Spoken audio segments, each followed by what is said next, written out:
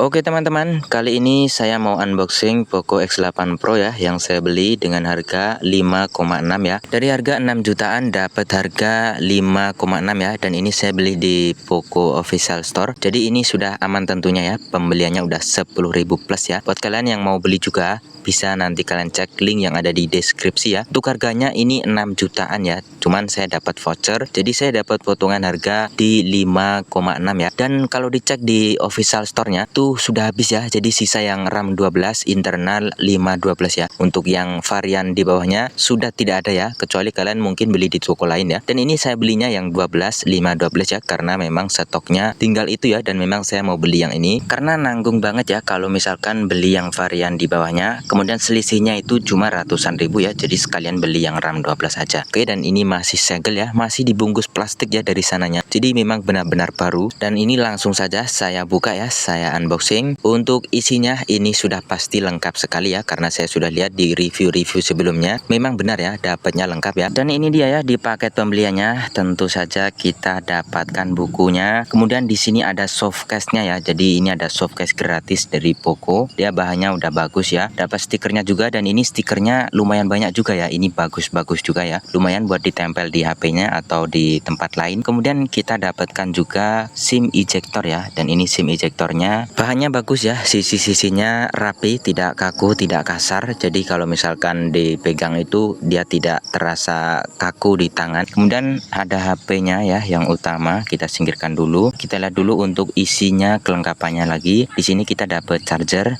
100 watt ya, dan ini termasuk fitur utamanya ya, dia pakai charger 100 watt yang udah pasti kenceng banget ya. Kemudian dapat kabel datanya juga tentunya ya, pakai kabel datanya dia USB-A atau USB-C, dan ini kabel datanya bagus juga, dia tebal dan juga tidak terlalu kaku ya, jadi masih nyaman lah dipakai ya. Oke, dan ini dia untuk HP-nya ya. Kita lanjut untuk yang utama. Ada HP-nya dengan chipset Dimensity 8500 Ultra, pakai charger 100 watt, baterai 6500 mAh, layar 1,5K dengan kamera 50 megapiksel dan juga OIS ya. Jadi HP ini fiturnya udah lengkap banget, dengan harga segitu ini worth it banget ya. Banyak kreator bilang kalau ini misalkan kita beli tanpa dapat voucher sekalipun, kita dapat harga utama ya, harga aslinya itu masih terbilang hoki ya, masih terbilang worth it ya, karena memang bagus banget ya, chipsetnya kencang, layarnya bagus, baterainya besar, pengecasannya cepat, harganya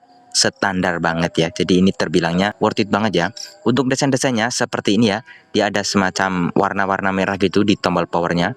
Kemudian untuk portnya dia udah lengkap banget, cuman ada satu aja yang kurang, untuk bagian lubang jack audionya dia tidak ada ya, seperti yang lain-lain memang tidak ada ya. Untuk HP-nya sendiri seperti ini, untuk desain belakangnya ya, dia dipegang rasanya seperti pegang iPhone ya, nyaman ya. Dia bentuknya juga presisi, untuk bagian depan, atas, belakang ya, kanan bawah itu semuanya kayak rapi gitu ya, dilihat tuh kayak enak, kayak iPhone gitu guys. Dan untuk kameranya dia bisa nyala ya, jadi kayak ada lampunya gitu di lensanya, di bagian ringnya. Dan ini ringnya tidak terlalu tebal juga, jadi masih ya terbilang cukup standar lah ya. Dan ini langsung saja kita nyalakan, masih di tahap awal ya, belum saya setting apa-apa. Kemudian kita lanjut ke softcase-nya. Di sini ada softcase-nya, kita coba pasang juga, pastinya nyaman ya, karena ini softcase dari bawahan. Kalau dipasang seperti ini jadinya ya.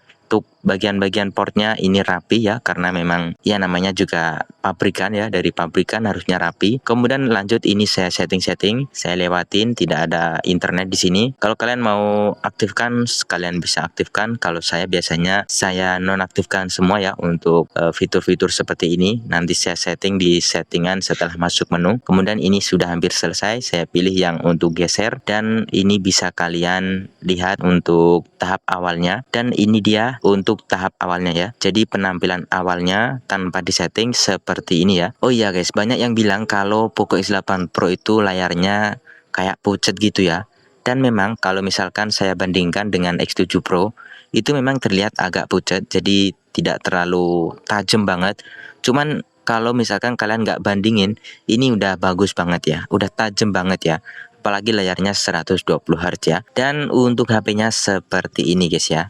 Kalau kalian mau beli HP ini guys, kalian bisa cek di link yang ada di deskripsi, atau kalian bisa cek-cek dulu harganya ya, harganya lagi ada promo. kemarin saya beli dapat 5,6 ya dari harga 6 jutaan. Kalau kalian beruntung bisa dapat vouchernya juga, bisa dapat lebih murah lagi. Oke, dan untuk videonya cukup sekian dulu video unboxing kali ini ya. Untuk reviewnya insya Allah bisa dibuatkan di video berikutnya.